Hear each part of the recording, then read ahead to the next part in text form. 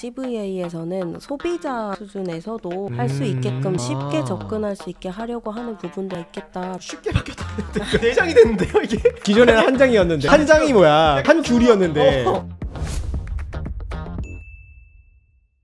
안싸이 월커 월요일의 커피 라이브, 오늘 또 유익한 순서로 한번 준비해봤습니다. 오늘 그래서 모시기 또 쉽지 않은 분을 모셨습니다. 드발롱 김수지 대표님을 모셨습니다. 안녕하세요. 저는 드발롱 운영하고 있는 대표 김수지라고 합니다. 반갑습니다. 1일 MC 전문 게스트 말고 네. 전문 호스트로서 이제 게스트를 맞이해 주러 왔습니다.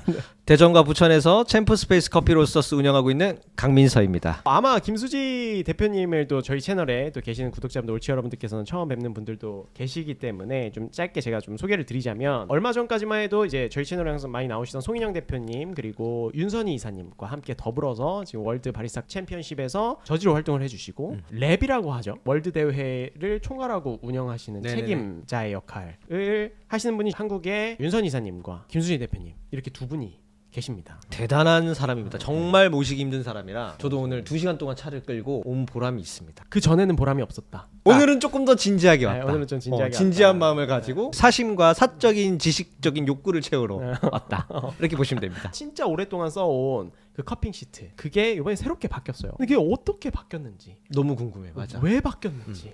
왜 바뀌었는지가 사실은 더 중요한 내용 같고, 맞아. 과연 어떻게 쓰여야 하는지. 아마 영상을 보시는 분들은 처음 보시는 분들 굉장히 많으실 거기 때문에 오늘 좀 자세하게 설명을 드렸으면 좋겠습니다. 일단 본격적인 내용을 들어가기 전에 근황 한번 또 여쭤보고 들어가야 되지 않겠습니까? 진짜 바빴던 게 얼마 전에 로스팅 챔피언십 한국 거 끝내고 싱가포르를 갔다 왔나? 그리고 나서 그것도 대회 때문에 갔다 오신 거죠? 네, 바리스타 대회를 하고 그리고 나서 강릉에 갔었나? 정확하게는 9월 말에 KCRC가 네. 마무리가 됐었고, 네. 10월 달에는 아마 싱가포르 바리스타, 그리고 나서 강릉에 브러스 갔다가 오고 10월 중순에 있었죠. 네, 그러고 나서 킨텍스 카페앤베이커리가 있었거든요. 그러니까 계속 못 쉬고 이제 계속 일을 한 거예요. 근데 제가 건강한 줄 알았거든요. 그래서 약을 안 먹었어요. 한 2주 감기가 있었는데 감기쯤이야 막 이랬는데 3주째. 그래서 거의 다 나아가고 있습니다. 네, 지금 그래서 목 상태가 온전하지 않은 상태에서 또 나와주셨는데 꽤 지금 목 상태도 많이 나아지신 거라고 일주일 네. 전보다. 근데 보통 이렇게 싱가포르 대회로 가시면은 무슨 역할을 하세요? 랩으로 갔다 왔어요. 바리스타 싱가포르 바리스타 대회랑 뭐 브러스랑 라떼아트 동시에 진행했는데 저는 그 중에서 바리스타 대회를 이제 랩으로 네, 총괄해서 이제 다녀왔습니다. 그럼 총괄의 역할은 뭔가요? 대회가 운영적으로나 심사적으로나 여러 가지가 룰 베이스해서 잘 돌아갈 수 있게 WC의 이제 개념 하에 잘 돌아갈 수 있게 모든 것을 이제 관리 감독하는 역할이라고 보시면 될 것 같습니다. 이 랩스가 사실 줄임말이죠. 네, representative. 정말 그 심판관 같은. 대표 심사위원 그룹이라고 생각하시면 될 것 같아요. 대표 심사위원 그룹. 네. 랩스예요? 랩이에요? P, 랩스. P죠. 네. LREP. RAP. 예, 네. 그리고 이 랩으로 가시게 되면 많은 사람들이 사실 초청받고 가는 줄 아는데 사실 그렇지 않잖아요. 랩은 초청이에요. 랩은 다른 나라 대회 국가대표 선발전 할 때 이제 랩이 가서 같이 대회 파이널까지 이제 해야 하고 그래야지 거기에 이제 선수가 국가대표로서 인정을 받고 WC 대회에 나올 수 있거든요. 그렇게 해서 가니까 초청으로 가는 거죠. 근데 이 랩스까지 가기 전까지 충족해야 되는 랩이라고. 랩이라니까? 랩. 랩스가 아니라. 랩스가 아니라 랩. 네. 오케이. P로 끝나요. P. S로 끝나. 자꾸 나 때문에 웃었던 거였어. 랩스. 너는 근데 랩스라고 되게 많이 들었는데? 그 여러 명분이 계셔서 그런가? 네, 그런가 봐요. 그랬나 복수 봐요. 형태. 나 우리 선수 사이에서는 되게 많이 그런단 말이야. 랩스라고. 그때 여러 복수로. 복수로. 여러분이 계신다. 랩들. 네. 무슨 말인지 이해했어? 나 20살 때 파닉스 강사했던 사람이야. 그럼 이 랩이 되기 전까지 밟아나가야 되는 단계라고 해야 되나? 자격 요건이 사실 주어져야 되잖아요. 월드대회 몇 번의 경험이 있어야 되고 국내에서도 뭔가 역할들이 있고 난 다음에 되는 걸로 알고 있는데, 일단은 국내 대회가 있어야 월드대회 심사위원이 될 수가 있는 자격이 있고 한 월드대회 번? 아니요 2번 이상이고 이제 랩이 되려면 월드대회 심사 경험도 있어야 되는 것도 맞고 추천서도 받아야 되고 그리고 디벨롭 과정이 있는데 그 과정들을 해나가면서 이제 맡은 미션들을 하나씩 하면서 피드백을 받고 좀 수정할 게 있으면 수정하고 다른 대회에 가서 다른 미션을 해보고 뭐 이런 식으로 과정을 밟았어요. 영어가 굉장히 유창해야만 하나요? 영어가 저도 뭐 되게 유창하진 않은데요. 사실 영어가 안 되면 좀 힘들기는 해요. 특히 그냥 센서리 심사를 볼 때는 그래도 커피 용어들은 우리가 더 표현할 수 있고 하잖아요. 그런데 랩 같은 경우에는 조금 더 힘들 거예요. 여러 가지 소통을 해야 되고 빠르게 대응해야 되고 운영적인 부분에서도 이야기를 나눠줘야 되고 점점 심사를 많이 볼수록 센서리적인 부분 플러스 어떤 컨셉이나 주제나 여러 가지 것들에 대한 것도 이야기를 딜리버레이션 하고 해야 하잖아요. 그래서 영어가 안 되면 조금 힘들기는 해요. 그러나 배우면 되지 않겠나. 만약에 한 대회에 이렇게 총괄로서 다른 나라를 가게 되면은 그 한 대회 하는데도 심사위원들이 굉장히 많잖아요. 적어도 10명은 넘잖아요. 네네네. 많은 심사위원분들이 계시는데 그 중에서도 뭐 센서리 심사위원이 있고 뭐 테크니컬 심사위원이 있고 그거를 또 총괄하는 또 헤드 심사위원이 있잖아요. 네. 그러면 헤드가 예를 들어 이 커피가 맛있었다. 그래서 몇 점을 줬어요. 네. 근데 그거를 총괄이 랩이 가서 그 커피를 먹어보고 이거는 그 점수 받을만 하지 못해. 그래 맞아. 그렇게 해서 이 점수를 이렇게 바꿀 수도 있어요? 이 등수를? 궁금해요. 일단 칼리브레이션에서는 그 역할을 해서 칼리브레이션을 잡아줘요. 헤드의 칼리브레이션을 네, 잡아주는 헤드도. 거예요? 그런데 이제 심사가 들어가게 되면은 그렇게는 안 힘들고. 하죠. 네, 그렇기 때문에 그 칼리브레이션에서 기준을 잡는 거예요. 그러면 랩이랑 칼리브레이션이 되면 되네. 선수 입장에서는. 그쵸. 제일 윗사람이니까 맞는 커피를 내가 내리면은 대회에서 우승할 수 있다. 근데 사실은 뭐 알 수 없습니다. 저도 뭐 대회를 많이 나가보고 옆에서 지켜도 보고 선수도 해보지만 사실 뭐 네. 맞출 수 없다. 근데 사실 헤드도 센서리 심사위원들이 자기가 맡은 커피를 처음 먹잖아요. 근데 헤드는 그 후의 맛을 보기 때문에 처음 맛본 센서리의 경험보다 우선할 수는 없다고 보기 때문에 너무나 막 강요해서 뭐 올려라 낮춰라 하기는 좀 어려울 수 있다고 보면 돼요. 자, 그러니까 그 칼리브레이션 작업이 되게 중요하네요. 객관적으로 측정하는 점수를 바꾸는 게 다 각자가 가진 경험치에 따라서 다를 거잖아요. 그걸 어떤 과정으로 칼리브레이션 그럴 해요? 수 있으나 일단은 근데 이제 나라마다 칼리하는 방식이 교육적으로 좀 더 접근하는 데가 있고 아닌 데도 있고 뭐 다 다르기는 하나 저희가 이제 지난번에 사용했던 방법은 많은 분들이 이제 심사를 하러 오시지만 모두가 함께 할 수는 없는 상황들이 있어요. 그렇죠. 네, 신청을 했다고 하나 자리가 한정적이어서 어떤 분들은 돌아가셔야 되는 경우도 있는데 그럴 때 먼저 필기시험을 통해서 룰을 잘 이해하고 있는지 되게 중요하고 그리고 센서리 용액을 사용해가지고 센서리 능력이 있는가에 대한 것을 순위적으로 해서 이제 네, 센서리 능력이 조금 더 우수하신 분을 함께 가려고 시험을 일단 1차적으로 하고 바리스타에서 칼리브레이션 같은 경우에는 에스프레소 파트, 밀크 파트 그런 식으로 해서 그거를 이제 칼리브레이션을 같이 먹어보고 기준을 잡아요. 그런데 강도에 대한 부분을 서로 이야기를 나누고 나는 어떻게 느끼는데 너한테는 어떻게 느끼니 물론 나라마다 다를 수도 있어요. 사람마다도 느끼는 게 다를 수는 있는데 내가 블루베리라고 느끼는 걸 저 친구는 어떤 거로 느끼는 거나 하면서 자기가 다른 사람보다 쓴맛을 더 느끼는지 신맛을 더 느끼는지에 대한 감을 잡아서 기준을 좀 잡아가는 거예요. 큐그레이드 시험 볼 때도 사실은 저의 어떤 주관적인 점수는 존중은 하지만 결론적으로 사실 선생님들의 그 기준에 약간 쫓아가잖아요. 처음에 배우는 입장이니까. 배우는 입장에서.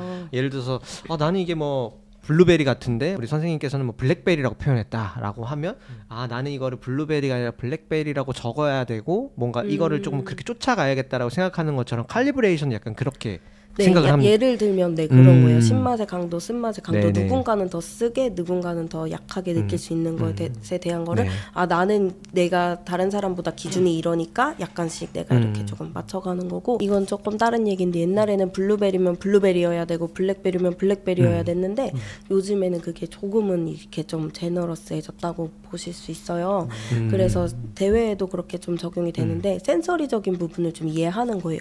내가 블루베리를 느끼는 것이 저 사람한테는 블랙베리일 수도 있다라는 사람의 이 물리적인 것과 어떠한 경험적인 것에 좀 다름을 이해해줘가지고 이 대회에서도 옛날에는 블루베리면 블루베리가 정확히 일치해야 되는데 지금은 베리류 안에 있다라고 하면 인정을 해주는 걸로 좀 바뀌었어요. 받아들여지는 게 조금 더 관대해졌다. 네, 관대해졌다. 범위 안에 있으면 네. 오케이. 오렌지 블러썸이라고 했으나 오렌지 계열이라고 하면 오케이.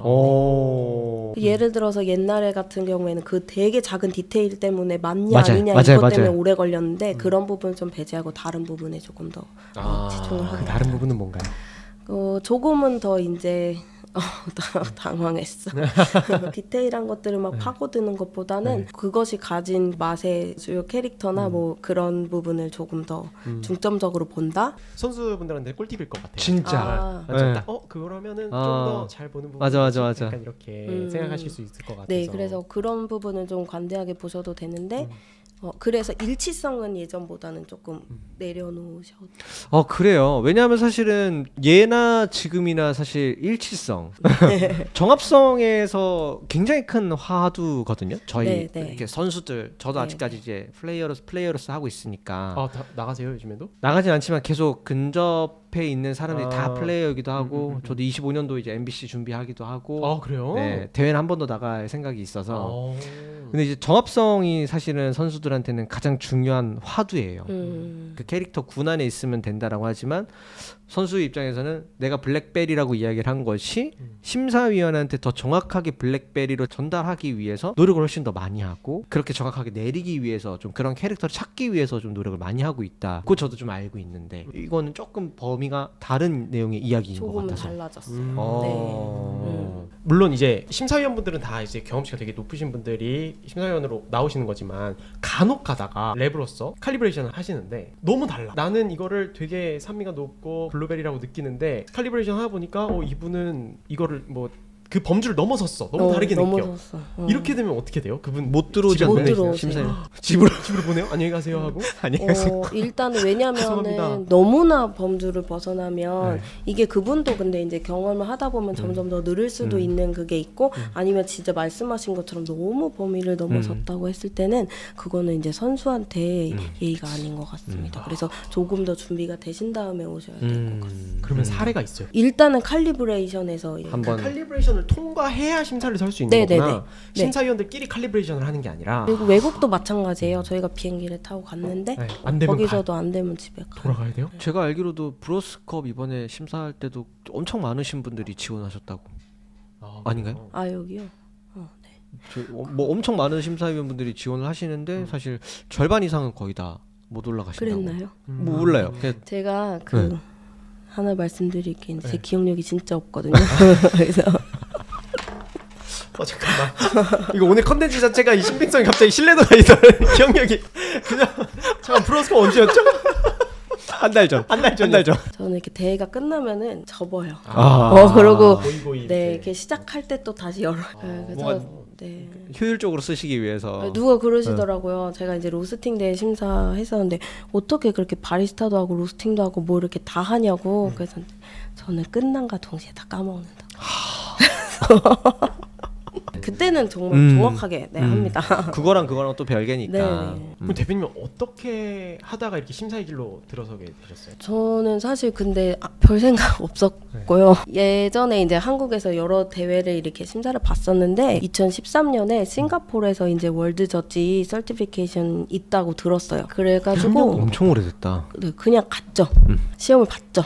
네, 그래가지고 그때부터 하고 있는 거예요. 근데 힘든 점도 많아요. 왜냐면 아까 말씀드린 것처럼 칼리브레이션 자체도 굉장히 스트레스고 에너지가 많이 쓰이는 일이고, 그 안에서도 이제 좀 힘들잖아요. 막 해야 되고 막 너무 체력적으로 집에 가고 싶다를 입에 달고 있고 그랬거든요. 그러다가 2016년에 아기를 가져가지고 옳다구나, 이거는 타당성 있는 기회다, 나는 이제 그만할 수 있겠다 했는데 아기가 이제 걸어다니고 이게 아장아장하니까 아들한테 나중에 자랑스러운 엄마였으면 좋겠다 이런 생각 들더라고요. 그래서 또 다시 이렇게 하고 있어요. 2013년도에 싱가포르에서 그 월드저지 그 시험 보시기 전에 또 국내 대회에서 심사를 하셨을 거 아니에요? 네, 국내 대회에서 심사를 했어요. 언제부터 심사는 시작하셨어요? 2010년에도 대회를 하고 2012년도에 국내 대회 하고 2010년 11년은 국내 대회가 되게 많잖아요. 네네네. 그래서 이것저것 막 많이 했었어요. 아니, 왜냐면 선수분들 대회 영상, 시연 영상 보면은 김수지 대표님 되게 많이 보이세요. 있어요. 그래서 여고괴담이라고. 진짜 어딘가에 계세요. 맞아. 센서리를 보고 계시던지 뭐 헤드로 계시던지 여기 서 계시던지. 굳이 그렇게 안 해도 되는데 제가 좀 열심히 살아요. 이게 있어? 그럼 해야 될 것 같고 안 하면 나태한 것 같고 게으른 것 같고, 그래서 이때 그러면 해야 되고 약간 그래가지고. 아니 그럼 선수로는 나가셨던 적은 없으세요? 없어요. 애석하게도. 너무 하고 싶어요. 오 하고 싶으세요? 아니 왜냐면 네. 송인영 대표님도 지금 이번에 월드저지도 계속 너무 활동하셨는데, 대단해요. 네, 이번에 나가서 브로스컵 3등. 3등 하셨어요. 너무 대단하시죠? 대단해. 네. 와 진짜 대단하더라고요. 그 제가 사석에서 물어봤어요. 네. 한 번 더 나오셔야죠. 제가 코리아 브로스 챔피언이라고 크게 외쳐드릴게요. 그랬더니 진짜 안 나오고 싶다고 손사래를 치시더라고요. 아 정말로. 그때 대단하시죠. 근데 열정이 좀 있으시구나. 심사 이렇게 볼 때요. 나도 나가고 싶다. 내년에 나갈까? 그러고 또 잊어버려요. 끝난과 동시에 네, 접어놓고 끝나가지고 저, 어느 순간 나는 심사할 심사위원 때가 됐네? 됐다 하는 심사하러 가야지 또 가고. 선수로서 두각을 나타내시는 분이 또 있고 또 맞아요. 심사로서 이거 뭐 파트가 다른 거니까. 맞아요. 음. 너무 궁금하긴 해요. 선수로서 나갔을 때 그 네, 느낌이. 나의 모습이 잘할까 잘못할까 이게 아니라 무대에서 어떨까 느낌이 어떨까 약간 이런 좀 궁금함. 근데 쉬운 일이 아니잖아요. 사실 선수분들 대단하시잖아요. 그 시간과 열정, 노력 이게 쉽게 시작할 수 있는 일은 아니다 보니까 네. 그럼 월드 대회 파이널 심사도 많이 해보셨어요? 많이는 아니고 22년에 호주에서 한번 참여했고 23년 그리스에서 파이널 센서리 들어가고 그랬어요. 감사하게도. 아는 선수들을 보셨을 거 아니에요? 10년이 넘는 시간 동안 심사를 하셨으니까. 네, 또 가장 기억에 기억에 관한 부분인가요? 이거 피디님 이거 질문. 저 그거는 한 분 기억나는 분이 있어요. 2012년에 라울이 이제 과테말라 선수가 챔피언이었는데 월드 심사하기 전이었고 근데 음악이 안 잊혀져가지고 그게 기억이 나요. 네, We Are Young이라는 음악이 있었고 근데 그걸 음악을 너무 잘 썼다고 생각을 해서 객석에서 이렇게 보는데 소름이 좀 끼치고 저 사람 1등 할 것 같다는 생각했는데 1등을 했어요. 그래서 좀 기억이 남는 것 같아요. 음악을 좀 너무 잘 썼던 것 같아요. 이렇게 올라가는 부분에서 이렇게 쫙 인크리징 되게 했던 게 그게 좀 인상 깊었던 것 같아요. 사실 제가 선수로도 나가보고 가르치는 이제 제자들도 있어서 뭐 저희 직원들이긴 하지만 대리 심사로서도 있어보고 하지만 음악 그리고 선수 입장에서는 사실 텍스트가 중요하니까 기승전결을 되게 따지지만 사실 심사위원에게 이게 다 들어오진 않잖아요. 네. 왜냐하면 심사위원도 굉장히 긴장을 하고 들어오니까 그쵸. 어떻게 보면 연차가 오래 되셨으니까 네, 긴장하는 바로 어제 거는 같은데. 네. 똑같겠지만 그래도 네. 이제 그 들어가면 이전에 못 느꼈었던 것들을 좀 다 느끼고 오세요. 예를 들어 어디예요? 처음 심사했을 때는 저 사람이 준비한 음악이나 저 사람이 생각했었던 기승전결에 맞는 주제 철학을 내가 못 캐치를 했다면 왜냐면 사실 진짜 뭐저 사람이 뭐 이야기했고 어떤 커피 썼고 뭐 어떤 컵노트 이야기를 하고 어떤 걸 내리겠다라고 적기 바쁘잖아요. 사실 심사위원도 네. 연차가 쌓이면 내가 그런 것들을 많이 해왔으니까 그런 것들 좀 잘 캐치할 수 있지 않을까? 좀 늘어난 것 같기는 해요. 그리고 근데 많이 막 바쁘게 적지는 않아요. 섀도우 저지 분이 많이 요즘에는 또 적어주시니까 계시니까 우리는 이제 뭐 플레이버 노트나 중요한 것들만 이렇게 딱딱딱 적고 하긴 하는데 그래서 랩이 이제 심사위원분들한테 많이 해드리는 말씀이 뭐냐면 너무 적는데 스트레스 받지 말고 그냥 be in the moment 하라고 거기에서 그냥 선수를 집중해서 느껴보라고 그 순간에만 느낄 수 있는 게 있다고. 근데 말씀하신 것처럼 저도 옛날에는 막 그래도 긴장하고 막 맛보고 점수 내기 바쁜데 언제 뭐 그 기승을 다 느끼기. 근데 예전보다 이제 점점 늘어가고 있는 것 같고 지금도 그런 것들을 전체적으로 보는 시야를 조금 더 넓게 해서 전체적으로 보는 눈을 조금 더 키워가고 있는 거는 맞는 것 같아요. 어쨌든 10년이 넘는 시간 동안 굉장히 많은 세계 대회에서 심사를 이렇게 봐온 경험이 있으신 김수지 심사위원님의 제일 기억에 남는 선수는 맛있는 커피를 내린 선수가 아니라 음악을 잘 쓴 선수. 2012년도 월드바리스 챔피언. 소름이 돋았지만 그건 음악 때문이었다. 네, 심지어 관중석에 있었다. 관중석에서. 근데 아마 또 반대로는 어떤 생각이 드냐면 그 대회가 약간 그 대회를 온전히 즐길 수 있었던 마지막 대회가 아니었었나. 나머지는 다 심사위원으로 참여하셨으니까 이게 다 집중해야 되고 맞아요. 막 그걸 총괄해야 되고 맞아요. 책임져야 되고 이러다 보니까 약간 반대로 좀 편안하게 즐길 수 있는 기회가 없지 않았을까라는 생각이 드네요. 맞네요. 그런 것 그래요? 같아요. 그래요? 네. 활동이 제가 기억 하나 이렇게 되돌려드렸습니다.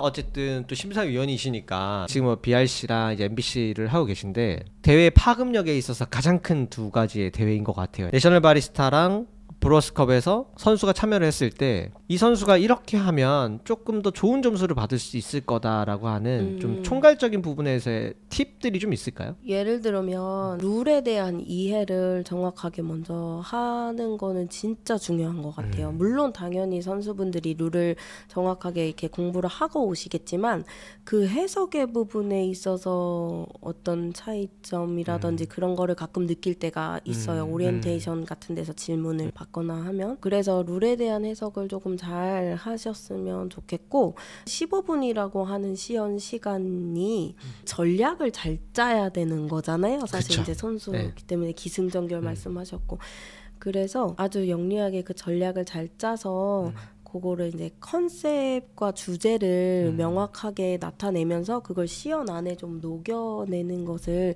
잘 전략을 짜시는 거는 뭐 말씀 안 드려도 너무 중요할 것 같고 그리고 사실 뭐 새로운 거를 보여준다라고 하는 부분이 창의적이라고 하는 게 아니라 예를 들면 그런 것 같아요. 쇼케이스적인 부분 예를 들면 패션쇼 같은 데서 황당한 옷 같은 거를 입고 나오기도 하지만 그것이 실상 우리가 입는 것이 아니라 어떤 이미지나 아이디어를 보여주는 거일 수 있잖아요. 그래서 이 시연을 통해서 어떻게 보면은 새로운 생각을 불러일으킬 만한 것들을 한번 생각하게 하는가라는 부분도 있는 것 같아요. 근데 또 저는 이제 구스피릿 선수니까 구스피릿에 보면 창의성과 함께 실용 가능한가 상용성에 대한 네. 부분들도 존재해요. 네. 구스피릿은. 네네네. 네, 그래서 사실 맞아요. 저런 다를 수 부분은 있죠. 조금 달라요. MBC랑 BRC는 충분히 가능할 것 같기도 하네요. MBC는 이제 크리에이티브는 없어졌거든요. 그렇기 때문에 어떤 것으로 그거를 이제 해석하실지 생각한다고 하면 예를 들어서 지속 가능성에 대한 이야기를 들고 나오시는 분도 있고 어떤 주제를 가지고 나오시잖아요. 그러면 그것을 그냥 얘기만 했는지 시연 안에 그것을 꾸준히 녹여냈는지 같은 것들이 일맥상통하는지 그리고 아까 말씀하신 그런 어떤 그 안에서 줄 수 있는 감동을 선사할 수도 있겠고 뭐 그런 포인트들이 있을 것 자, 그럼 이거 밸런스 게임 하나 하자면 이거 사실 선수기 때문에 할 수 있는 질문 같긴 한데 주제와 철학과 이런 것들을 너무너무 잘했어. 네. 일맥상통하게 겁나 잘했어요. 근데 커피는 평범해. 재밌다. 오. 이거 재밌다. 돼. 같아요. 주제 컨셉은 없어. 네. 그냥 내 커피 이런 맛 나고 나 이런 커피 준비했고 당신들한테 이런 커피 내줄 건데 당신 아마 이런 맛들 느낄 거야. 되게 어떻게 보면 시연이 되게 무난하고 그냥 나이스해. 근데 커피가 너무 맛있어. 점수를 어디를 더 많이 받습니까? 아 위험한데 많이 받는다라고 하면은 또 이게 종합적으로 나오면 어떻게 나올지 모르더라고요. 왜냐하면 점수가 쪼개져 있기 때문에 아, 그렇죠, 그렇죠. 네, 맛점수는 맛대로 주고 네. 그랬는데 이제 여기 그러니까 가점 포인트가 있잖아요. 곱하기 4점 그쵸, 이런 그쵸. 데서 이제 빵빵 터져주면 네. 나중에 계산 컴퓨터가 해서 딱 나오면 이게 다르니까 모르기는 하는 것 같아요. 근데 쪼개져 있기 때문에 여기에서는 아마 맛있게 하신 분이 더 받을 거고 센서리적인 점수에서는. 네, 그게 좀 이렇게 다른데 4명의 선수와 테크니컬 점수랑 다 종합적으로 합치면은 결과가 바뀌기도 하고 해서 딱 여기서 뭐가 맞다라고 말하기는 결국엔 CTG가 정해주겠네요. 그렇죠. 그쵸. 딱 그 각 항목마다가 다 다르고 4명이 있고 그다음에 뭐 물론 결선에는 국내는 이제 테크가 있으니까 뭐 이렇게 해서 종합 점수이기 때문에 아, 근데 이게 바뀌기도 하더라고요. 랩이시라서 코칭하시는 게 사실은 좀 어렵잖아요. 네, 지금 상황에서. 네. 그래서 지금 말씀을 좀 아끼시려고 하시는 것도 느껴지는데 네. 조금 더 궁금해서 한 발자국만 더 들어가 보자면 주제 컨셉은 그 마지막에 바리스타의 전문성에만 영향을 미치는지 아니면 주제 컨셉이 확실하면 센서리에도 약간의 영향을 미치는지. 센서리에는 별개로 보시면 돼요. 아. 항목을 더블로 그렇게 하진 않습니다. 센서리 심사위원으로 또 시작하셨으니까 또 수많은 대회를 심사를 하셨고 대회 선수들을 좀 빠르게 센서리를 늘려가는 방법이 빠르게. 있나요? 추천하는 빠르게. 센서리를 공부하고 싶을 때는 추천하는 방법. 저는 약간 고지식한 편이어가지고 기본부터 이렇게 잘 해야 된다고 생각하는데 제가 에스프레소 센서리 수업을 하거든요. 근데 지금 개인적으로 따로 진행하고 네, 근데 이제 그거를 하든 안 하든 뭐 로스팅 수업을 하는 사람한테도 이런 질문이 많이 들어와요. 뭐 센서리 어떻게 잘해요? 뭐 그러면 얘기해주는 팁이 이거 뭐 다 아실 수도 있어요. 뭐 큐그레이더 했을 때도 더 많이 했었고, 근데 전 다 먹어보라고 하거든요.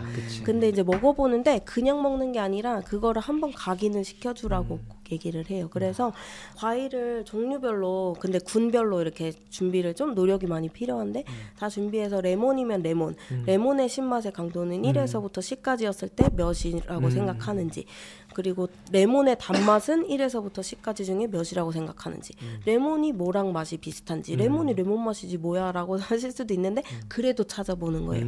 그러는 동안에 내 머릿속에서 레몬을 인식하게 되니까 그런 데이터들을 많이 쌓고, 심지어 뭐 저희 뭐 박스도 먹어봤고 삼키진 않았지만 똥도 먹어보라고 농담으로 그러긴 하는데 저희 또 진지하게 받았어요. 실력 늘리려면은 물불 안 가리는 스타일이라서 논란이 좀 될 수 있습니다.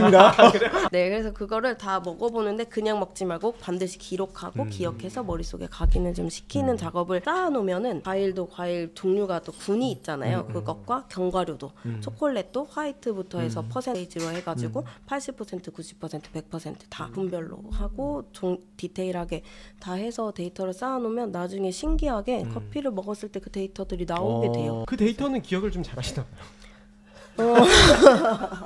야, 근데 이거 까먹어요. 그래서 자주 해야 돼요. 자주 해야 돼요. 네.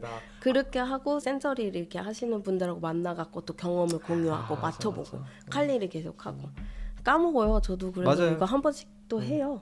네, 그리고 심사하러 가잖아요. 그러면 또 그게 좋은 기회죠. 가서 또 칼리하고 넌 어떻게 생각하니? 나는 이런 맛이 난다.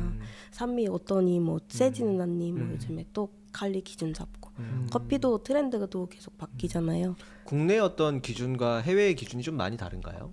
대회에서요? 아니 그냥 월드 기준과? 일상 그렇던 네, 스페셜티 그냥 커피와 그건 관련된. 나라마다 달라요. 아 진짜요? 예를 들면 한국에서는 이걸 맛있다고 하는데 그치. 인도에서는 이걸 맛없다고 한다. 예를 들어 뭐 발효와 관련된 부분들이 뭐 한국에서 뭐 오. 좋아하는데 뭐 네, 그런 거 느낀 적 있어요. 일단은 베트남 쪽이었는데 쓴맛에 관대하다.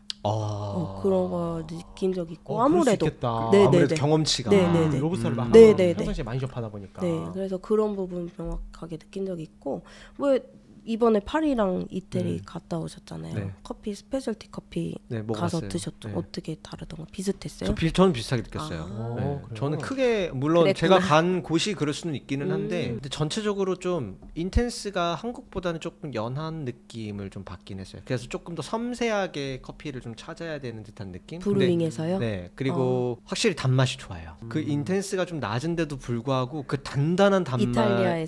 이탈리아도 프랑스도 저는 되게 물론 되게 좋은 스페셜티 커피를 네. 가긴 했는데 처음부터 끝까지 이어주는 단맛이 되게 기분 좋게 이어지는 커피들이 많았고 뭐 원래 이탈리아는 사실 그냥 에스프레소를 주는 유명한 관광지에 있는 데들은 뭐 그냥 우리가 알고 있는 그런 에스프레소였지만 확실히 밀라노 쪽으로 올라가면 올라갈수록 비터는 좀 빠지더라고요.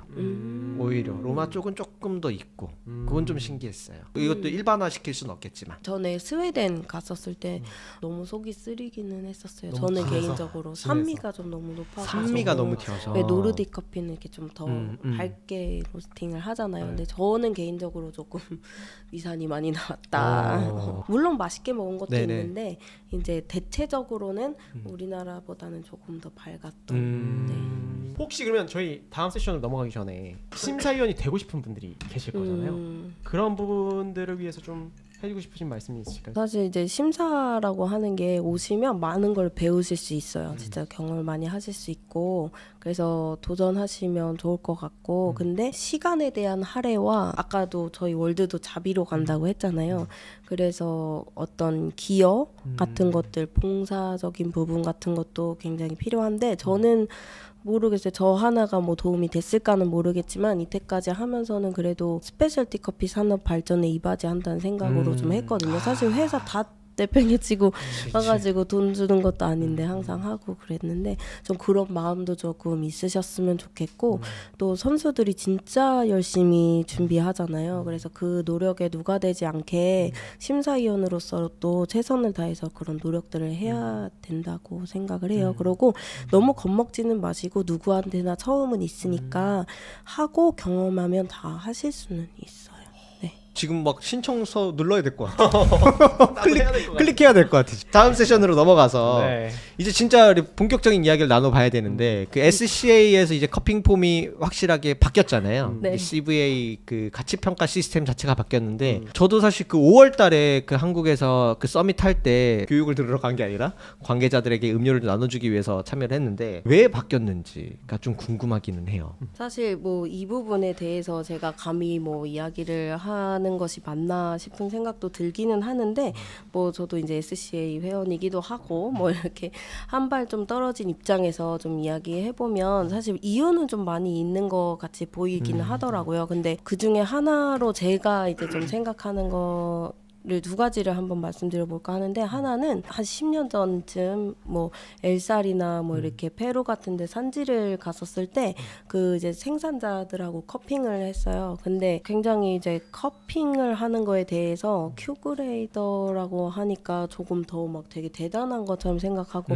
근데 그들이 늘 커핑을 할 텐데 같이 이렇게 커핑을 하는데 뭐 어려운 것처럼 저희를 생각하고 그렇게 하더라고요. 근데 사실은 그래서 이제 여기 보니까 고도로 훈련된 사람들이 할 수 있는 제한된 부분이 없지 않나라고 하는 부분이 있다면 CVA에서는 소비자 수준에서도 할 수 있게끔 조금 더 그거 저변을 확장하려고 하는 것은 아닌가라고 좀 쉽게 접근할 수 있게 하려고 하는 부분도 없지 않아 있겠다라고 좀 이해를 한 부분이 있고 또 하나는 이거를 뭐 가치평가의 도구로서 사용하려고 하는 그런 역할로서의 변화 이런 부분인 것 같은데 예를 들어서 커피를 평가할 때 뭐 스페셜티 커피라고 하는 게 예전에는 점수로 봤을 때 뭐 80점 이상이라든지 뭐 이런 것들이 점수화된 것도 있다고 하면은 스페셜티 커피에 대한 정의를 어떠한 차별적인 속성에 대한 것을 경험한 거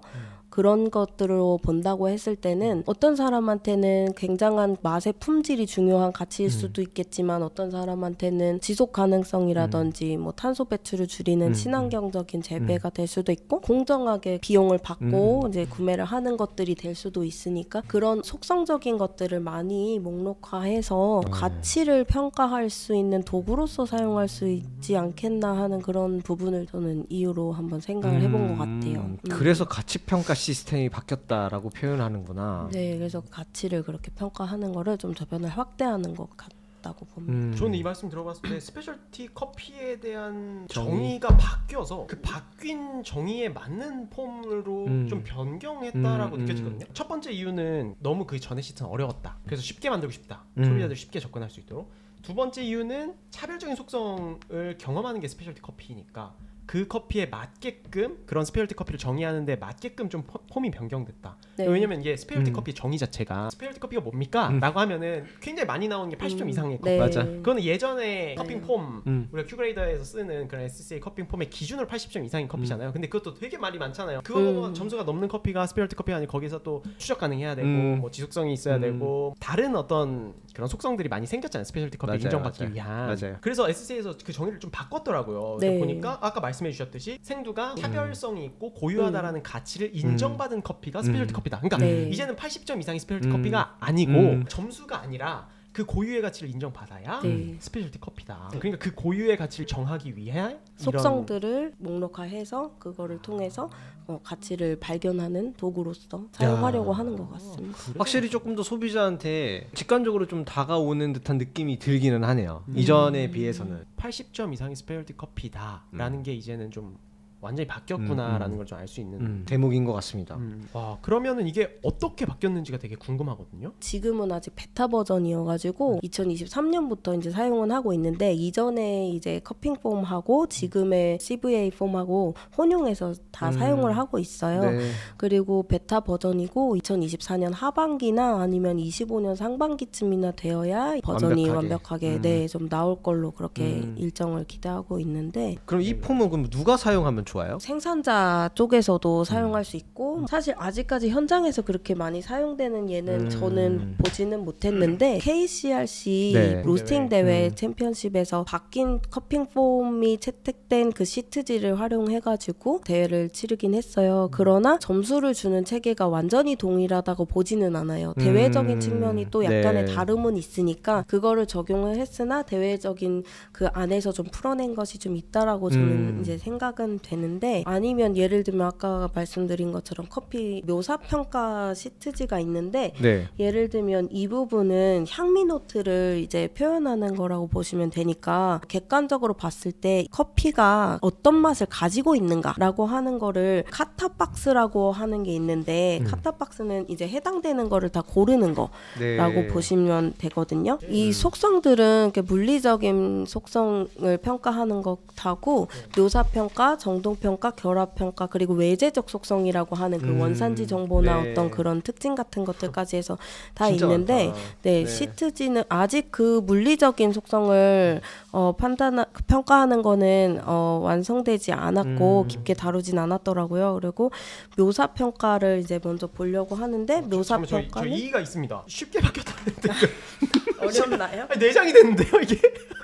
기존에는 한 기존에 장이었는데 그냥 한 장이 뭐야? 약간 그 한 무슨- 줄이었는데. 어쨌든 그 저희가 흔히 알고 있던 그 시트에서 이렇게 3개로 바뀐 거예요? 네, 이렇게 일단 보실 수 있을 것 같아요. 묘사 평가, 정동 평가가 있고 그 두 개를 합친 게 결합 평가 양식이에요. 그럼 실제로는 이 결합 평가 양식을 사용하겠네요.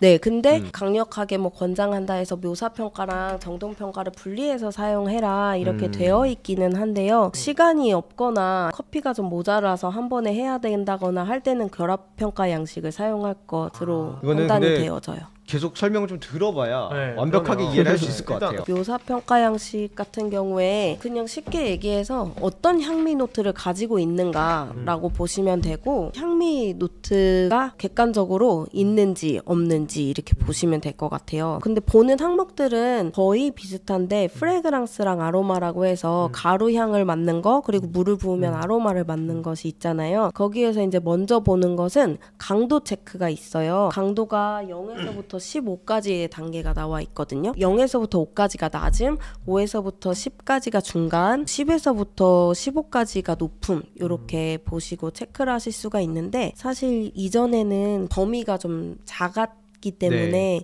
짧았다고 해야 되나? 그렇기 때문에 익숙하지 않으실 수는 있는데 이것도 이제 적응을 하실 수 있지 않을까.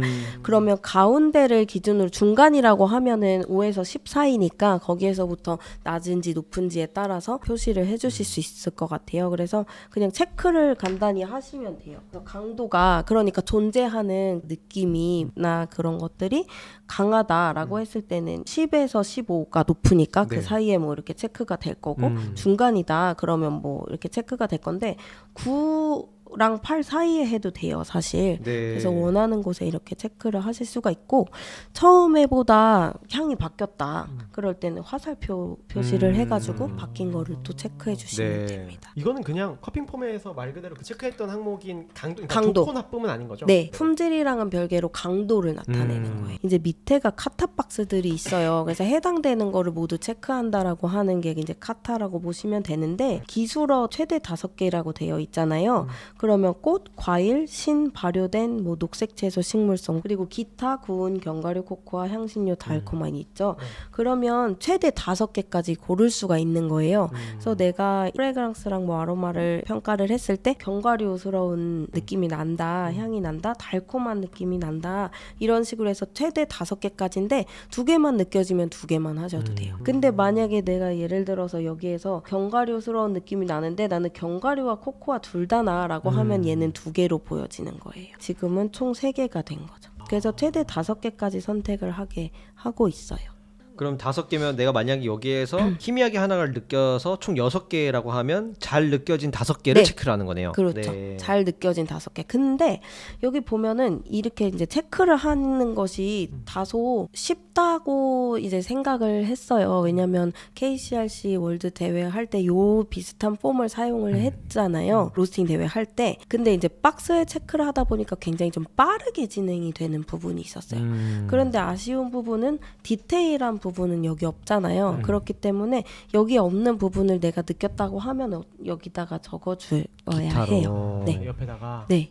예를 들어서 뭐 달콤한인데 뭐 카카오 닙스가 있었다. 그러면 카카오 닙스 이런 식으로 좀 디테일한 거는 추가적으로 적어줘야 해요. 그럼 내가 거기에서 기술어 최대 5개인데 이 5개 안에 들어가는 내용을 적는 건가요? 아니면 예를 들어서 여기에 없는 것도 적게 되는데 이 기술어 안에 들어가는 건데 만약에 더 디테일하게 명확한 게 있다고 하면은 그것도 적어주셔도 되는 거죠. 어떻게 보면은 노트 칸처럼 네. 사실 사용할 수가 있는 거죠. 샘플 하나에 한 장을 하는 거죠? 네. 와, 그럼 만약에 샘플 그렇죠. 10개 놓고 하면 10장이 있겠네요? 네, 그래서 보통 한 6개까지를 가능한 정도 수준으로 보는 것 같아요. 네. 근데 그 이상이 넘어가게 되면 조금 힘들지 않겠나. 네. 왜냐면 여기에서도 나중에 이제 뒤에 결합평가에 보면은 클린컵은 없어졌지만 유니포미티가 네. 있거든요. 그리고 결점이 있기 때문에 5컵을 놔야 되거든요. 그럼 한 컵에 5컵씩 해가지고 6세트 놓으면 30컵이니까 그 이상이 되면 조금 힘들겠죠? 향미와 이제 뒷맛은 네. 동일한 동일해요. 강도 동일하고. 체크 동일하고 이제 애프터 테이스트 같은 것도 강도 체크 이렇게 해주시면 되고 기술어 같은 경우에도 마찬가지로 네. 근데 똑같아요. 근데 여기에서 이제 느껴지는 게 있다라고 했을 때 체크 주요 맛이 신맛이냐 쓴맛이냐 아니면 단맛이냐 감칠맛이냐 2개까지기 때문에 하나만 체크하셔도 됩니다. 산미는 산미 같은 경우에도 강도는 똑같아요. 0에서부터 15 중에 강도는 체크를 해주시는 거고 여기에서 이제 마른 산미냐 달콤한 산미냐로 이렇게 나눠지게 되는데 마른 산미라고 하면 약간 허브나 풀 네, 시큼한 류가 될 거고 달콤한 산미는 군침도는 과일 같은 밝은 산미라고 했을 때 이거를 나눠서 이제 체크를 해주시면 돼요.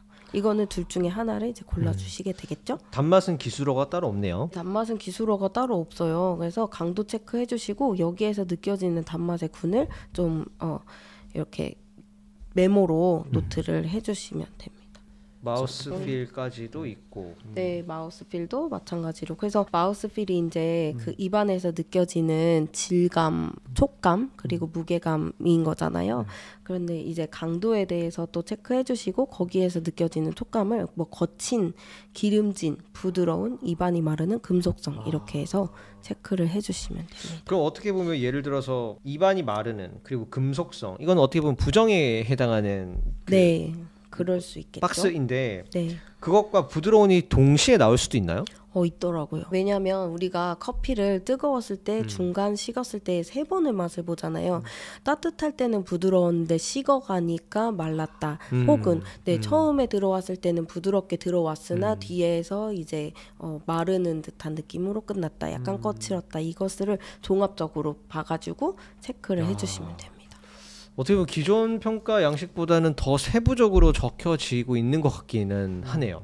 근데 저는 어떤 느낌이 드냐면 고수들한테는 자율성을 제한하는. 제한해요. 네. 근데 초보자한테는 쉬울 수 있죠. 좀 더 쉬워요. 저도 비슷하게 느꼈어요. 적절한 표현입니다. 아 네. 그래요? 좋네요. 네, 왜냐면 제가 또 고수이기 때문에 장난이고요. 왜냐면 고수들은 그냥 보고 이쯤 체크해야겠다. 그래서 여기 노트가 맞아, 못 맞아. 떠오르네. 그래서 쭉쭉쭉쭉 처음에 가는데. 맞아요. 처음에 커핑 시트 배울 때는 내가 노트를 뭘 적어야 되지? 이건 또 이런 내용은 뭘 해야 되지? 그러니까 진짜 단어대로 서술을 대다 맞아, 보니까 맞아. 뭐 혹은 형용사대로 하다 보니까 되게 좀 어렵게 느껴졌거든요. 근데 이거는 어느 정도 가이드가 있잖아요. 내가 체크만 하면 되잖아요. 그러니까 저는 오히려 좀 더 입문자들한테는 좀 더 쉬워 보여요. 쉬울 수도. 네. 대략적인 맞아요. 카테고리를 이렇게 나눠 놓으니까. 근데 그 제한적이라는 말이 저도 좀 공감을 했었거든요. 왜냐면 이 안에 갇힌 것 같아서 내가 더 많은 것들을 더 느끼는 것들이 있는데 그 찰나의 순간에 탁탁탁탁 체크하고 넘어가니까 조금 더 그래서 적을 수 이번에 있는 그 것들을. 플레이버 휠의 개수가 좀 줄지 않았나요? 약간 변화가 그쵸? 네 있었죠. 이번에 플레이버 휠도 갔을 때 좀 변화가 본 것 같아요. 많이 약간 좀 바뀐 듯한 느낌. 옛날에는 저거 하나씩 더 다 외우려면 좀 꽤 많겠는데 할 정도로 되게 많았는데 좀 많이 줄어든 듯한 느낌이었거든요. 여기에서 혹시 더 이야기해 주실 게 있나요? 아니요. 뭐 묘사평가는 그래서 카타 시스템 박스를 활용해 갖고 체크하고 객관적으로 어떤 맛을 갖고 있느냐 이런 걸로 이해를 네. 하시면 근데 저는 될것 같아요. 조금 더 인상 깊은 점 중에 하나는 강도라고 표시하는 게 좀 인상 깊어요. 그게 맞아요. 그 전에는 폼질이었잖아요. 어떻게 보면은. 그래서 강도 평가는 따로 체크박스가 있었거든요. 네, 맞아. 인텐시티. 네. 인텐시티는 네. 점수에는 들어가지 않지만 강도를 기억하기 위해서 했다고 맞아요. 하면은 지금 이 묘사 평가 형식은 그게 주가 된 느낌이에요. 아, 그렇지만 사실 얘도 품질에 영향을 주는 것보다는 품질과는 좀 별개로 참고적인 거예요. 왜냐하면 이런 경우가 있어요. 어떤 이제 향미가 입안에 들어왔는데 부정적인 느낌이 센 게 있고 네. 정말 좋은 느낌이 센 게 있잖아요. 그럴 때는 좋은 느낌이 센 것은 좋은 건데 나쁜 느낌이 센 거는 나쁜 맞아요. 거잖아요. 그래서 그러니까 인텐시티가 좀 애매하잖아요. 네, 강도는 그래서- 강해도 부정적일 수 있으니까. 맞아요. 그래서 그거는 사실 비슷한 것 같아요. 왜냐면 아. 이게 점수에 반영되거나 하지는 그러면 않아서 묘사 평가 형식은 말 그대로 진짜 묘사인 거고 네. 이게 뭐 최종적인 점수에는 들어가는 건 아니에요? 점수 같은 경우에는 그 나중에 이제 결합 평가 양식에서 그거를 다 컴퓨터로 이렇게 하더라고요. 왜 그러냐면 이제 커핑 시트지를 사용하면서 할 때 약간의 역산을 해가지고 맞아요. 대충 이렇게 빼잖아요. 100점에서. 그럴 수 있는 거를 방지하기 위해서 그거를 이제 계산법이 좀 복잡하던데 컴퓨터로 해가지고 계산법을 내는 식으로 이제 그렇게 해놨더라고요. 그러면 거기에 네. 최종적인 점수에는 묘사 평가 양식도 들어가요?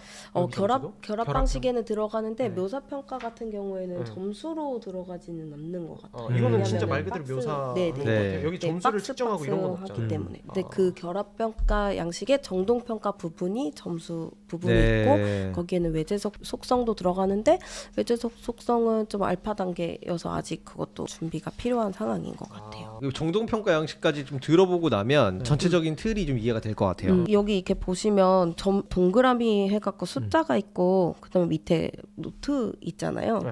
그래서 여기는 1에서부터 이제 9까지 해당하는 점수를 체크를 하시면 되는데 어떤 개념이냐면 어떤 선호도를 갖고 있는가 이 커피가 그러니까 인상적인 거로 생각하시면 되겠죠. 그리고 이게 시장에서 어떤 선호도를 갖고 있겠는가라는 부분으로 보여진다고 하네요. 그래서 어떻게 보면은 주관이 많이 들어가는 그런 이야기가 될 것 같아요. 네. 선호도니까. 네, 난 선호도니까. 이걸 조금 더 선호해라고 하면 네. 점수를 높게 줄 수도 있는 거잖아요. 우리가 있는 마켓에서는 이 커피가 좀 더 잘 팔릴 것 같아. 네. 그러니까 이런 의미잖아요. 네.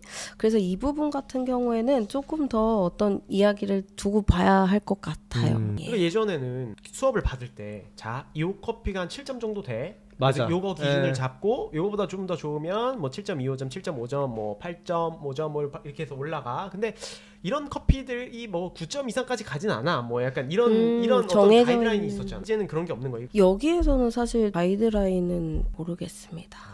그래서 지금 이게 베타 버전이다 보니까 조금은 더 이야기가 필요한 것 같아요.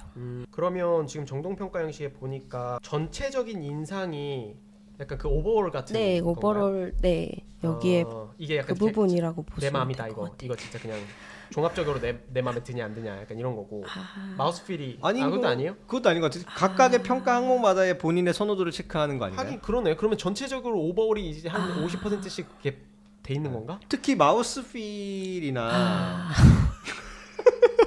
그래서 사실 이제 CVA 폼 같은 경우에 이제 큰 이해의 틀은 제가 어느 정도 이해를 했으나 이러한 되게 굉장히 세부적인 부분은 사실 뭐 베타 버전이기도 하고 저도 아직까지는 다 이해를 다 못하고 있는 부분도 있어요. 그래서 저는 오히려 이 비슷한 폼을 가지고 KCRC에서 저희가 심사를 했잖아요. 네. 그거를 어떻게 적용했는지를 조금 말씀드리면 제가 말씀드릴 수 있는 게 조금 더 많을 것 같기는 해요. 저 개인적으로 개선이 됐다고 생각이 되는 거는 뭐냐면 점수가 직관적으로 변했어요. 1점부터 9점. 그 전에는 막 7.25점, 맞아, 7.5점 막 그래서 점수를 매기는데 좀 어려운 네. 부분들이 있었어요. 근데 지금은 그냥 1 시작하는 점수가 또 높았으니까. 네. 6점부터 맞아요. 10점까지만 있었고 네. 그러니까 이게 그냥 1, 2, 3, 4, 5, 6, 7, 8, 9랑 네. 최종은 뭔가요 이게? 이 최종은 이제 마지막 점수를 적는 건가요? 네, 최종 점수인 것 같습니다. 네. 그러네. 예를 들어 나는 처음에 8점 줬는데 뭐 그다음에 뭐 7점으로 내려갔으면 아. 마지막 최종적으로는 7점을 주겠다 이런 그러네요. 내용 근데 같고 여기는 1점 같은 경우에는 극히 낮음이고 한 5점이 높지도 낮지도 않은 점수라고 보시면 되는 거예요. 그러니까 이거는 좋지도 않고 높지도 않고 낮지도 않아가 5점인 거고 그거보다 낮은 것 같다라고 했을 땐 4, 3, 2, 1이 되는 거죠. 그리고 그 높지도 않고 낮지도 않은 것보다 높으면 이제 6, 7, 8, 친구가 되는 거죠. 근데 사실 이것만 봤을 때는 사실 막 머릿속으로 여러 가지 생각이 들었어요. 예를 들어서 어떤 사람은 선호도에서 커머셜 커피에서 나오는 맛을 좋아할 수도 있다고 가정을 한다면 그 사람이 여기서 높은 점수를 줄 거잖아요. 그 고유의 어떤 향미를 갖고 있고 고유의 속성을 가지고 있느냐에서부터 커머셜 커피는 떨어져 나갈 거니까. 네. 그런 커피들이 남아있는 가운데에서의 평가를 한다라고 가정을 하면 어느 정도의 스페셜티 커피 틀 안에서는 비슷비슷하게 나올 것 같아요. 기존의 틀이 완벽하게 바뀌었다라기보다 그거에 대한 어느 정도의 인상 정도는 그대로 가져가되 여기에서의 개인의 주관적인 선호도가 조금씩 더 들어가는 듯한 느낌인 것 같아요. 예를 들어서 우리 소비마켓에 확실하게 들어갈 것인가, 엘살바도르에 있는 커핑을 하러 갔는데 거기에 한국 큐 그레이더가 와서 바뀐 폼으로 했더니 아, 이 사람이 이 점수를 높게 주면 이건 한국 마켓에 조금 더 어울릴 수 있겠구나 라고 좀 받아들일 수 있지 않을까 그런 생각이 선호도가 선호도로 많이 어떻게 반영이 되기 되는 때문에. 거니까 아무래도 소비자적으로 시장을 확대한다는 측면으로의 접근도 저도 있는 것 같아가지고 네, 그런 부분도 분명히 있지 않을까 싶은데 점점 더 명확하게 정의가 내려지기를 기다리고 그렇겠네요. 있는 것 같아요. 그리고 밑에 이거 균일하지 않는 컵들 이것도 있네요. 결점이 있는 컵들. 그리고 네. 결점이 있을 경우가 곰팡이냐 페놀이냐 감자냐. 네, 그래서 이제 균일하지 않거나 하면은 2점씩 이제 감점이 되고 페놀이거나 이렇게 결점이 있으면 4점씩 감점이 돼요. 컵 개수 곱하기 2점 4점씩 이렇게. 그거는 좀 비슷하죠. 예전에도. 또 달라진 점은 프레그런스랑 아로마가 분리되어 있다. 그 전에는 합쳐져 네, 있었잖아요. 맞아요. 프레그런스 아로마가. 프레그런스 아로마. 이게 분리되어 있다. 점수를 되게 매기기가 어려워요. 어려운 것 같아요.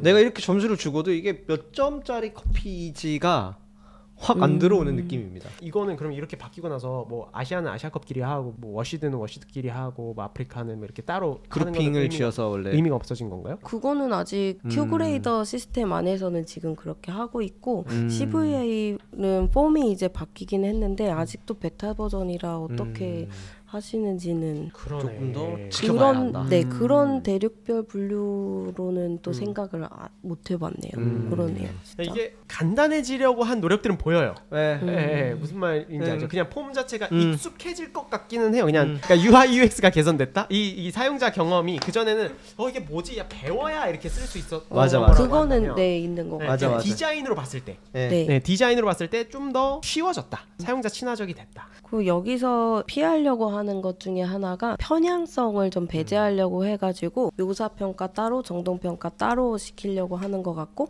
만약에 결합 방식을 하더라도 그것을 끝낸 후에 이제 하려고 하고 외재적 속성도 커핑이 끝난 후에 알려주는 듯. 이제 왜냐면 뭐 어떤 지리적인 특성이나 산지 정보 같은 거는 나중에 이런 식으로 해서 좀 편향성을 좀 줄이려고 하는 노력들이 좀 있는 걸로 보여져요. 추천하는 거는 우리가 방금 봤던 정동과 묘사. 네, 묘사 이거 두 개를 정도. 끝내는 거고. 네, 따로따로 하게 이렇게 권장을 하더라고요. 이 CVA 뭐가 다른 거예요? 그럼 시스템에서. 묘사는 점수에 안 들어가는 거고, 그러면 정동만 점수에 들어가는 거예요. 근데 사실 이 포인트가 뭐냐면 예전에는 Q에서는 점수가 많이 중요했었으면 이거는 약간 더 점수에 대한 부분이 조금 좀 덜, 덜 네, 중요한 그렇지는 않을지 포인트 자체가 어떤 가치의 속성들을 다 결합해서 컴퓨터로 점수를 내기는 하나 초점이 조금은 다른 거라고 저는 느껴졌어요. 그러니까 외적인 가치에 대한 부분은 어디서 평가를 해요? 결합 그 양식 있잖아요. 네. 그럼 맨 밑에 보면 외재적 속성 평가가 따로 있거든요. 그래서 이제 커핑을 다 끝낸 후에 이 정보를 제공하게 하더라고요. 그러면 결합 평가 방식 일단 한번 보고 네. 또 말씀을 나누시죠. 근데 사실 결합 평가 방식은 네. 왼쪽이 묘사 평가하고 오른쪽이 그러네. 그 정동 네. 평가예요. 그래서 이거를 그냥 합친 거예요. 근데 사실 이거를 뭐 따로 하는 거를 강력하게 권장한다라고 되어 있긴 한데 저 같은 경우에는 사실 KCRC 심사를 이게 약간 합쳐진 걸로 했기 때문에 저도 이게 좀 익숙하긴 하거든요. 따로 한다라고 하면 묘사 평가를 먼저 하고 그 다음에 정동 평가를 하는 거죠. 네. 아 그러니까 이 근데 커피를 묘사는 정말 그냥 어떤 커피인가를 딱딱딱딱 찍고 하는 거고 정동 평가는 선호도가 어떠한가를 이제 저 말씀해주신 부분이 좀 이해가 됐어요. 네, 이게 사실 결합 평가로 같이 하게 되면 좀 연계가 되잖아요. 연계가 되네. 네. 이게 그러니까 그 전체적 인상이 결국에는 외재적 속성 평가예요. 그러니까 그죠? 그래서 전체적 인상 안에 그게 다 들어가 있는 거예요. 그러니까 약간 오버올이랑 좀 다르네요. 네. 네, 오버롤이랑은 좀 달라요. 네. 오버롤이 옛날에 Q 시스템에서 어떻게 보면 단 한 곳에 주관이 들어갈 수 있는 게 맞죠. 오버롤이었던 네. 거고. 그러네. 그럼 진짜 완전 이게 바뀌었죠. 좀 다르죠. 예. 그러니까 내가 이 생두에 대한 정보를 모르고 있어야 그러면 외재적 속성 평가를 평가할 수 없잖아요. 이게 다른 가치를 내가 고려하지 않아도 되잖아. 그쵸. 예를 네. 들면 이게 어떤 농부가 진짜 피땀 흘려서 힘들게 재배한 건지 아니면 브라질 때루아의 한계점을 극복하면서 제일 품질이 좋게 재배한 커피들은 그만한 가치를 받아야 되는데 사실 그런 가치들은 없었잖아요, 항목에. 왜냐면 객관적인 평가를 해야 되니까. 오히려 이 커피에 대한 정보를 가려야 되는 거죠. 네. 그렇죠? 무슨 그쵸, 말인지 그쵸, 알죠? 그쵸. 그러니까 우리가 블라인드로 하는 거나 마찬가지잖아요. 네. 그래서 오버올 항목은 그냥 내가 이거를 마셔보고 내 개인적인 기준에 내가 선호도냐 비선호도냐라는 항목이 그것밖에 없었던 거고 그 전에는. 네. 근데 이거는 말 그대로 그 커피에 대한 생두에 대한 정보를 미리 알고 있어야 되는 거잖아요. 아니죠. 아니요. 이것도 맨 마지막에 맨 알려준다는 마지막. 거죠. 맨 마지막에. 네, 커피는 다 끝나고. 네, 커피 다 끝나고. 네. 이것도 사실 그래서 이거랑 이전이랑 똑같은 거 맞아요. 같아요. 그러네요. 파트 위에까지는 1이랑 파트 똑같네요. 2가 끝난 후에 이제 외재적 속성 평가를 이제 하는 건데 사실 외재적 속성 평가가 아직 뭐가 다 완성이 된 것 같지는 않아요. 그거는 이제 알파 단계인데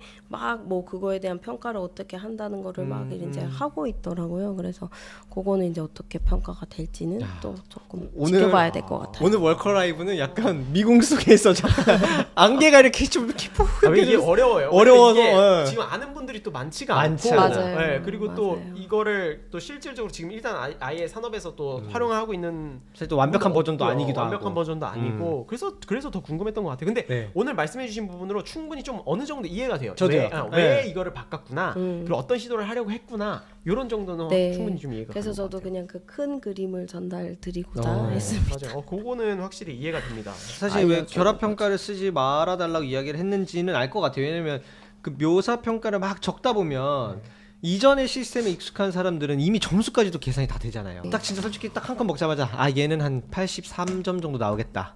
얘는 뭐 7.25, 7.25, 7.25 나서 한 84점 정도 나오겠다. 얘는 딱 84점짜리 커피 이런 식으로 느낌이 딱 드는데 얘는 그냥 강도는 이래 하면 점수를 따로 매겨야 되면 한 번 더 생각을 해보고 적을 수 있을 것 같아요.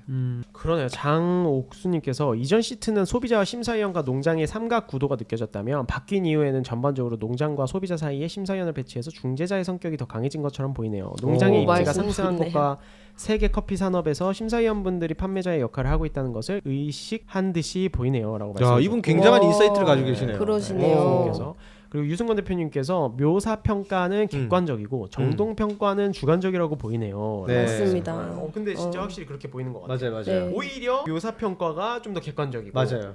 이렇게 점수로 평가되어 있는 정동 평가가 점수를 주관적으로. 측정하는 정동 평가가 좀 더 주관적이라고 느껴지고요.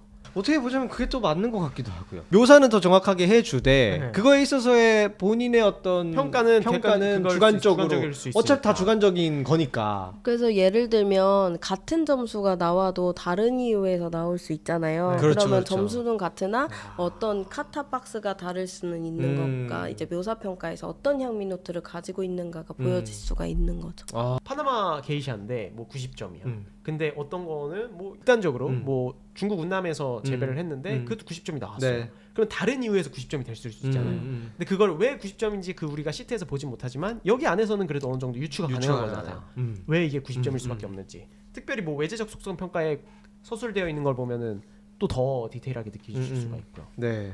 요거는 그 KCRC 했던 것과 관련해서 조금 더 이야기를 들어보고 네. 이게 실질적으로 지금 이 변경된 시트가 대회에서 어떻게 쓰이는지 반영되어진. 이번에 이제 시트가 약간 그 카타박스랑 해서 그거가 좀 반영된 걸로 바뀌긴 했어요. 근데 CVA 가치평가 시스템하고 완벽하게 일치한다고 보긴 좀 어려워요. 네. 왜냐면 대회라는 측면이 좀 다른 부분도 있고 하기 때문에 그러나 저희가 일단은 사실 근데 이번에 17일부터 월드 커피 챔피언십 있잖아요. 그래서 그게 또 지나고 나면은 또 어떻게 또 이야기들이 있을지 궁금하긴 한데 일단 저희가 KCRC에서는 요 폼을 사용해서 했고 그리고 CVA랑은 좀 다르지만 저희가 한 방식들을 한번 기준으로 해갖고 보려고 하거든요.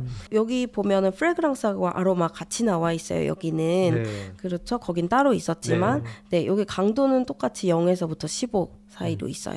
그리고 거기에서 이제 로우, 미디엄, 하이 체크해 주시면 될 것 같고 여기에서 똑같이 그 카타박스에서 5개까지 네. 고를 수 있는 선택지가 있죠. 그래서 뭐 예를 들어서 내가 플로럴이 있었고 그리고 베리랑 드라이드 프루트이 있었다. 그리고 파이시가 좀 있었다. 그렇게 했을 때는 하나, 둘, 셋, 네 개가 체크가 된 거예요. 네. 네. 가로 안에 있는 것은 하나하나로 보여지기 때문에 그렇기 때문에 지금 4개로 보여지는 거고 만약에 추가적으로 노트가 있었다 그럴 때는 여기에다가 뭔가 더 적어줘야- 조금 더 네. 어떤 디테일함을 여기다 노트를 좀 적어주시면 되는 거예요. 그리고 플레이버 같은 경우에도 강도 체크는 0에서 15까지 동일하고 딱 똑같아요. 5개 골라주는 거 있는데 여기에선 이제 주요 맛 2가지 고르는 게 또 있어요. 그래서 솔티, 비터, 사워, 우마미, 스위트 중에서 2개 체크 가능하다는 거 있고 애프터 테이스트가 이제 여기에서도 마찬가지로 5가지. 그리고 메인 테이스트가 바뀌기도 하거든요. 네. 아까는 신맛이랑 비터였는데 지금은 뭐 짠맛이랑 비터가 될 수도 있고 네. 그래서 이렇게 바뀔 수도 있고요. 엑시디티는 이제 아까랑 똑같아요. 0에서부터 15까지 강도가 있고 그리고 드라이 마른 산미가 있고 달콤한 산미가 있는데 이거 골라주시고 그리고 단맛이 있죠. 네. 여기도 밑에 박스는 없어요. 그래서 노트 느껴지시는 거 적어주시면 되고 마우스필 같은 경우에 이제 촉감과 무게감 그래서 0에서부터 15까지랑 셀렉트 2가지 하시는 거예요. 그래서 러프한지 오일리한지 스무드한지 입이 마르는 느낌이 나는지 금속성 같은 느낌이 있는지 이렇게 골라주시는 거. 그리고 대회에서는 이 칸을 굉장히 많이 사용을 하게끔 저희가 이야기를 권장. 많이 해요. 왜냐 선수가 받았을 때 내 커피에 대한 많은 정보들을 더 궁금해 할 거예요. 네네네. 그렇기 때문에 여기에서 다 충족되지 못하는 더 많은 노트들을 우리가 이제 여기에다가 많이 좀 적으려고 많이 노력을 했어요. 그리고 이제 여기 보시면 정동평가가 오른쪽에 있어요. 네. 네, 0에서부터 9까지 점수를 기입을 하는 거예요. 그래서 처음에 이제 묘사평가에서 프레그랑스랑 아로마 같은 경우에는 먼저 프레그랑스랑 아로마를 끝내잖아요. 그럼 정동평가까지도 먼저 끝내주셔야 돼요. 같이. 오른쪽까지. 네. 그리고 그 이후는 이 부분 밑에 부분은 하시고 나서 이제 하시면 돼요. 그런데 편의에 따라 어떤 심사위원들은 난 바로 하고 싶어 그러면 하시기도 해요. 근데 중간에 우리가 3번을 맛을 보잖아요. 뜨거울 때, 중간 식었을 때. 그러니까 중간중간에 내가 강도에 대한 부분도 화살표를 통해서 변함을 체크해 주실 수 있고 맛도 여기에서 핫, 뭐 미디엄 아니면 뭐 식었을 때 로우, 온도가 템퍼러처가 핫 템퍼러처, 미디엄 템퍼러처, 로우 템퍼러처 해서 따로 메모를 해 주실 수도 있고 그래서 이제 심사위원마다 그렇게 쓰실 수 있고 그리고 정동평가 점수를 이제 여기 나머지 기입을 또 하시게 되죠. 그리고 토탈 점수 내게 되고요. 오버롤은 평균은 아니에요. 그냥 전체적으로 내가 느꼈던 어떤 점수를 줄 수 있는 거죠. 네. 그리고 옆에 하나가 더 있어요. 여기는 이제 이 대회에서 있었던 건데 이 부분이 이제 일치성이에요. 정합성. 네. 선수가 노트와- 제공한 노트와 내가 느낀 것이 얼마만큼 일치하는지에 대한 부분을 0에서부터 3점까지를 이렇게 점수로. 근데 곱하기 했어요. 3항목이면 사실 점수가 낮지 않네요. 네, 굉장히 높은 편이죠. 예.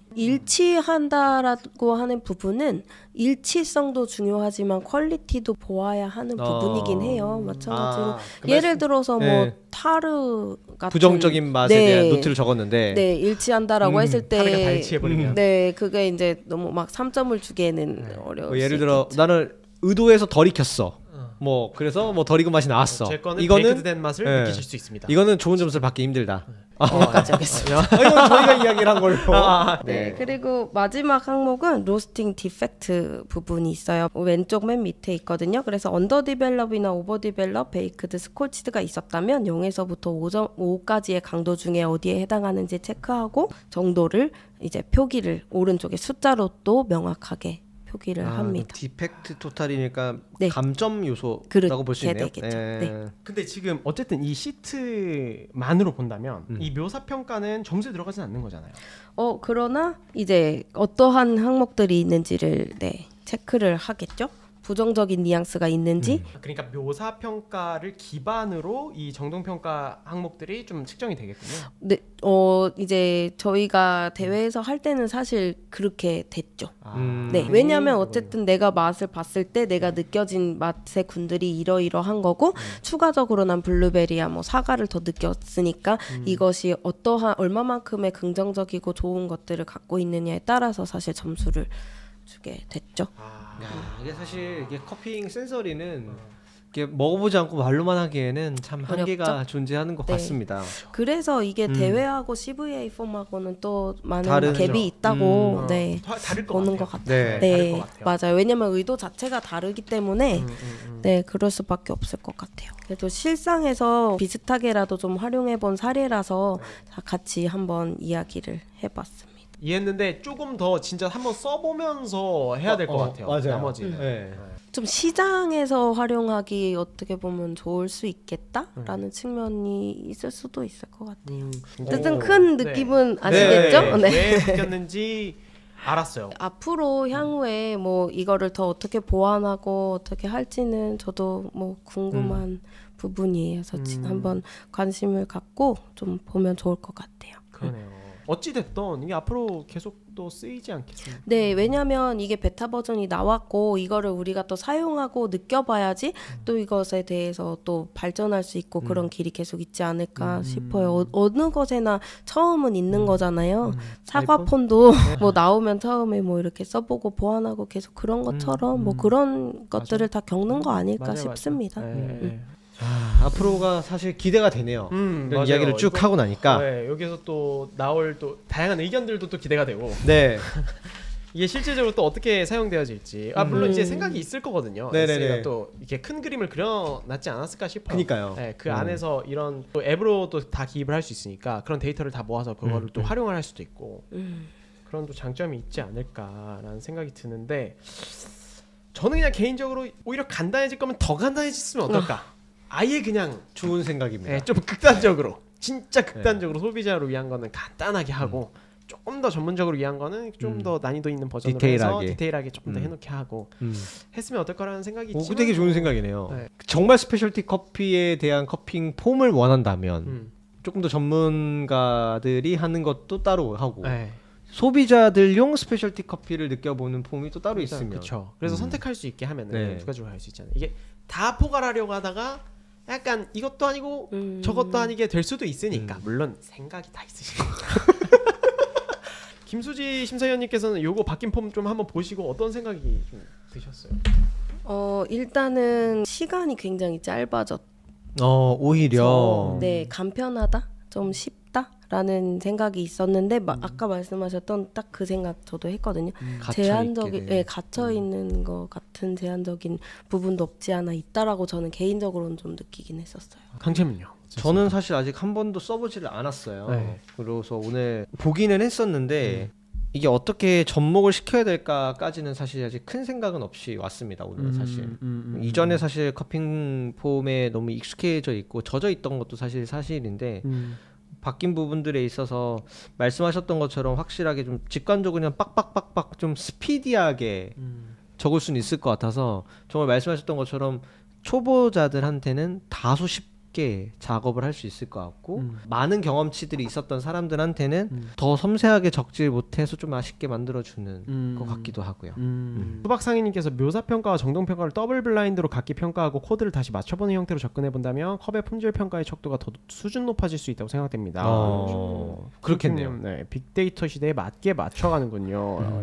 옥수님께서는 국내에서 특히 유용할 것 같아요. 확장성과 유연성이 늘어난 시트라서 서양 위주의 플레이버 휠이 익숙하지 않은 일반 소비자가 시트를 받았을 때 빠르게 학습하고 누룽지나 메주같이 동양권에 익숙한 언어들로 표현하기도 편하겠군요. 요거 완전 동감합니다. 이게 플레이버 휠에 따라서 우리가 이제 그런 언어들을 일부러 외워가지고 이렇게 또 쓸 필요는 없는 거니까 큰 카테고리가 어느 정도 나눠져 있으니까 그게 엄청난 자율성을 뺏어가지만 그래도 좀 더 쉽게 이 커피에 대해서 평가할 수 있는 어떤 방법으로 좀 변하지 않았나 생각이 들고요. 처음 배우시는 분들이 이 폼으로 배운다면 확실히 쉬울 것 같아요. 야, 이거 그러면 교육하는 것도 다시 이거를 해야 된다고 하더라고요. 예전에는 커핑 시트 작성하는 방법으로만 교육을 할 수 있었거든요. 근데 이게 또 바뀌는 거네. 어떠셨어요 오늘 또 방송 이렇게 두 나오셨는데? 분이 너무 재밌으셨어요. 아 그래요? 두 분 보는 게 너무 재밌었어요. 직관 대표님께서 지금 교육도 하시잖아요. 네. 에스프레소 교육 아까 말씀하셨다시피 어떻게 신청을 어떻게 할 수 있나요? 제가 많이는 안 해서요. 그 시간이 바빠가지고요. 그럼 공지 같은 건 어떻게 봐요? 안 하거든요. 공지. 그럼 어떻게 해야 돼요? 그럼 어떻게 받죠? 아름아름 수소문으로 아름아름 비동량으로 듣고 혹시 있다가 줄을 서야 되나요? 드발롱 앞에? 오프라인으로 네, 학원으로 전화 주셔갖고 아, 문의하시면은 학원이 있으시구나. 네, 네. 그 드발롱은 지금 커피 회사. 네, 드발롱은 원두 사업 메인으로 하고 있고 아. 학원이랑 카페 같이 하고 있고요. 커피 로스터 그 프로스터도 판매하고 있어요. 아. 저희 드발롱은 파주에 있어요. 본사가. 본사가 네, 2011년에 오픈해서 오래되셨구나. 네, 2014년에 한번 드발롱으로 재런칭하고 아. 운영하고 있습니다. 그러면은 교육은 파주에서 하시겠네요? 네, 뭐 파주. 인스타그램 공지나 그런 건 안 하시나요? 제가 그런 걸 잘 안 해요. 하시죠? 아, 인스타그램 어떻게 교육을 하고 계시는 그 일단은 전화를 하시면 됩니다, 여러분. 일단 전화를 네, 일단 드발롱 네. 학원에 학원에 네, 전화를 그리고 제가 일정 없을 때 합니다. 아. 많지 않아요. 소수 정예로만 해서 거의 수업 뭐 한 분, 두 분 이렇게만 해요. 네. 근데 이제 그것도 제가 막 외국 나가고 뭐 하고 일정 있으니까 많이는 못 해요. 교육을. 오늘 또 이렇게 에세이 커피 가치 평가에 대해서 알아봤는데 저희가 다음 주에 월커가 또 있습니다. 그렇죠. 네, 다음 주. 네. 다음 주에는 이제 프리치의 김병기 대표님과 브랜딩의 밤. 네, 브랜딩의 밤으로 이뤄지고요. 박근하 대표님, 우리 커피 대통령 박 선생님께서 또 나와주십니다. 그래서 이제 브랜딩에 대해서 프리치가 또 어떻게 성장했는지에 대해서 저희가 좀 들어보고 또 배워보는 시간을 가지려고 하니까요. 많은 분들 함께 해주셨으면 좋겠고요. 저희 또 드발롱 또 힘든 교육 그런 어떤 경쟁률에 경쟁률. 있지만 네, 또 의지가 있으신 분들은 또 언제 또 월드 심사위원께 레벨에 또 배워보겠습니까? 한번 노력이 필요합니다, 여러분. 노력이 필요합니다. 네, 또 수업을 받고 싶으신 분들은 학원에 전화해 보셔서 문의해 보시면 좋을 것 같고요. 어쨌든 오늘 바쁘신데 시간 내주셔서 너무너무 감사드리고요. 불러주셔서 감사합니다. 특별히 오늘 주제가 쉽지 않았는데 정말로. 또, 총대를 메고 진짜 총대 메고 해주셔서 너무너무 감사드립니다. 감사합니다. 정말 알고 싶었어요. 저희 다음 주에 또 좋은 브랜딩의 밤으로 여러분들과 만나도록 하겠습니다. 안녕히 계세요. 여러분, 안녕히 계세요, 여러분. 네, 여러분 안녕하세요. 안스타의 월커 월요일에 카피라이브. 죄송합니다. 다시 하시죠. 챔프 스페이스 커피 로스터스. 맞습니다. 이름이 좀 긴 것 같습니다. 그럼 챔프 스페이스라고 하셔도 됩니다. 챔프 스페이스. 챔스라고도 하셔도 됩니다. 챔스 드발롱 딱 언스페셜티 딱 짧고 간결하잖아요. 챔스. 스페이스 커피 로스터스. 언스페셜티 챔프 스페이스 한 글자 차이 나네요. 차이구나. 한 글자 차이. 오케이.